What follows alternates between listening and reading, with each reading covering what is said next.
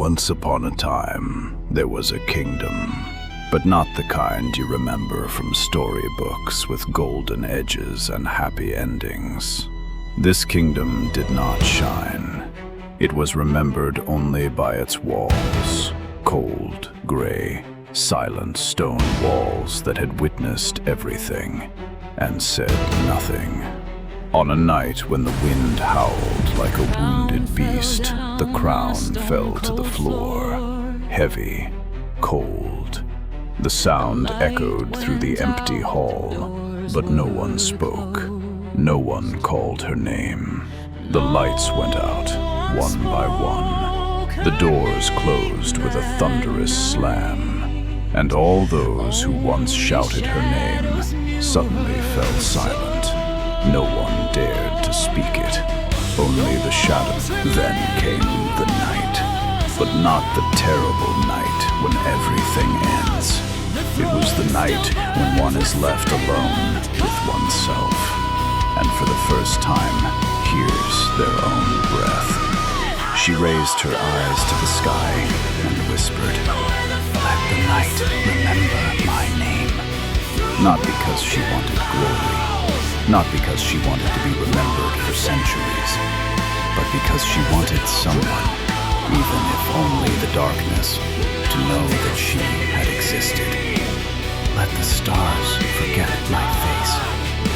She was not seeking light, she was seeking truth.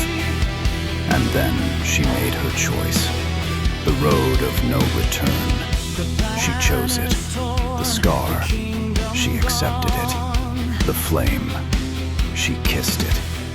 Because sometimes, to rise again, you must first burn.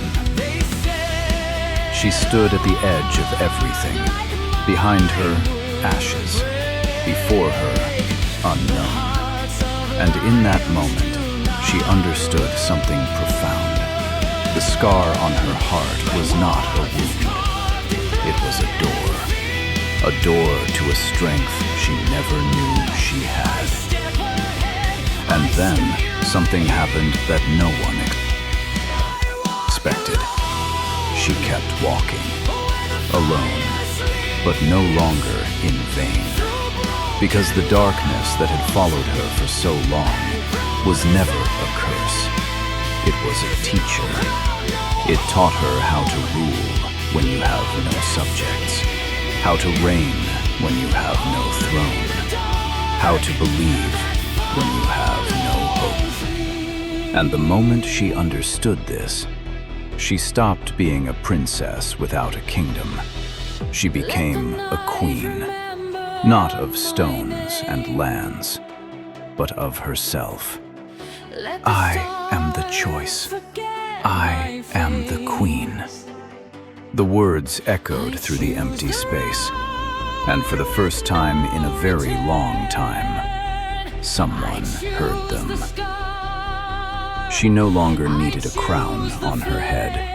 She carried her crown in the way she walked, in the fire in her eyes, in the silence that no longer threatened her, but protected her. She had become the ruler of her own destiny. And so, this tale ends, but not as others end, with "they lived happily ever after and died on the same day." It ended with words still echoing somewhere in that cold stone hall. No crown, no throne, only forward. Because sometimes the greatest victory is not conquering the world. It is moving forward when the world is already gone. And that is the strength of the Lionhearted Princess.